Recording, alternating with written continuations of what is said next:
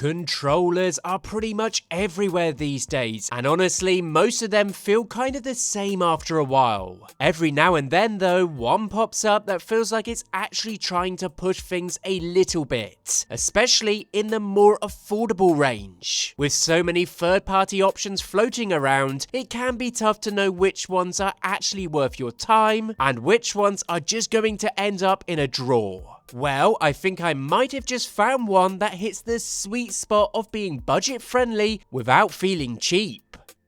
This is the Machenike G3 version 2 gaming controller. This is a universal wireless Bluetooth controller, and it's got some cool stuff baked in. Hall effect joysticks and triggers, a 1000 Hz polling rate, a charging dock, programmable buttons, and proper vibration feedback. Basically, it's aiming to give you that high-end competition-style control without the crazy price tag. So is this product truly worth that asking price? Well, let's first start by unboxing it.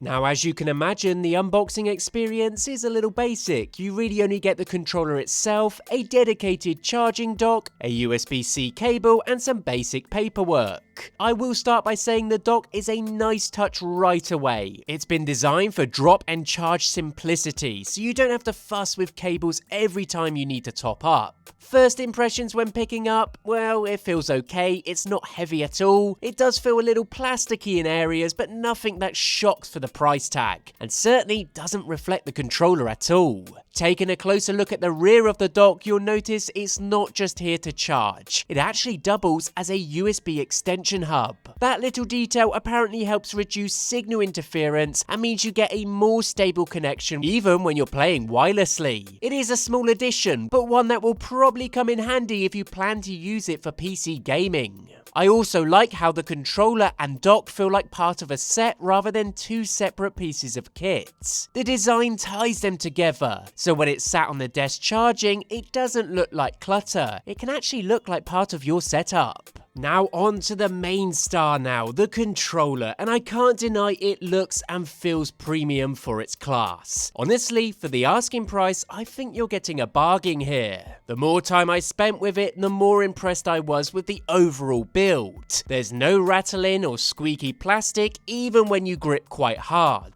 On top of that, the ergonomics are clearly well thought through. The grip curves are just right for my hands, and I didn't feel fatigue after hours of playing. To be fair, it's the kind of comfort you only notice because it's missing in other controllers. Even the RGB lighting on the G3 V2 feels surprisingly well thought out. I've now spent hours playing with it, and the glow just adds a subtle vibe without feeling like it's begging for attention. It's the kind of lighting that looks cool if you want it to, but it can fade in the background when you're focused on the game. You do have the option to cycle through colors to match your rig, or switch it off completely if you prefer a cleaner look. It really depends on what you want. Now, those Hall effect joysticks and triggers stand out because they're not just about smooth motion. They're drift resistant, which is a huge deal if you've ever had a stick start wandering mid-match. The grips are thankfully textured without being uncomfortable, and to be fair, they have that reassuring smooth glide that only really Hall effect sensors can give you. To be fair, it actually feels like it could handle a fair few years of gaming without losing some precision. But optimism is a dangerous thing, so only time will tell. Now, connecting up is super straightforward. On PC, it can be paired via Bluetooth without a hitch, and wired mode is there for anyone who prefers zero fuss. Swapping between devices was way smoother than I expected. Jumping from PC to iOS gaming worked without much fiddling. Some controllers make the swapping process painful, but here it's really just a quick button press and you're pretty much good to go. That certainly makes it more practical for households where multiple people share the controller across different devices. Now, obviously, for competitive players, the wired mode makes sense. You'll squeeze every millisecond out of the 100 Hz polling rate.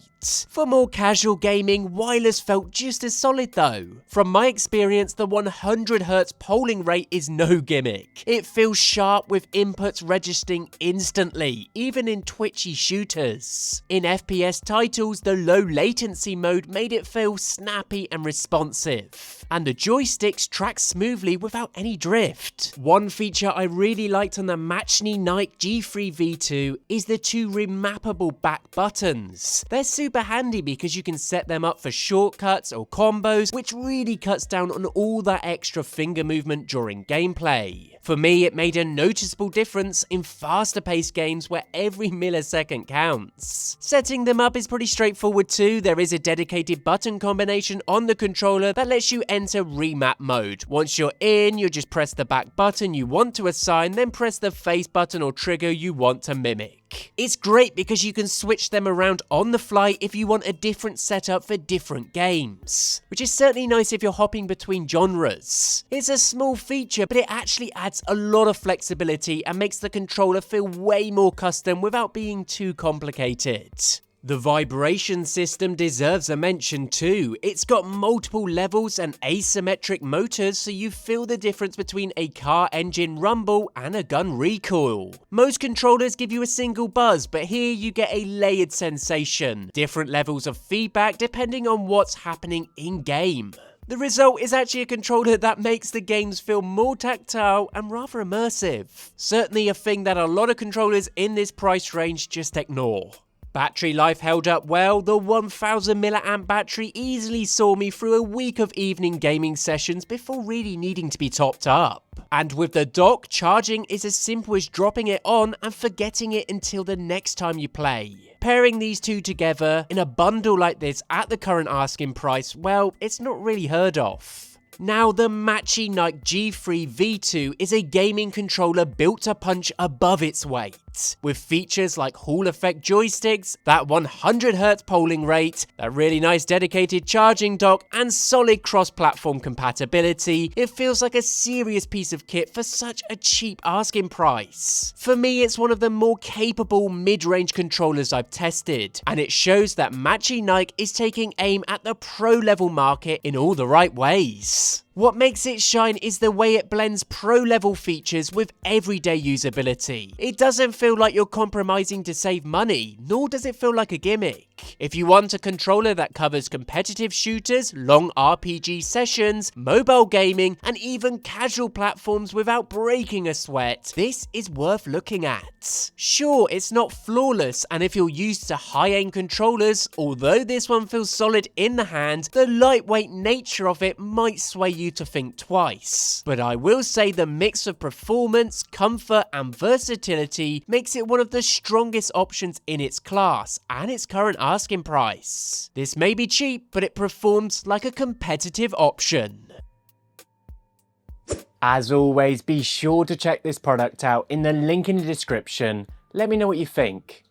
Till next time.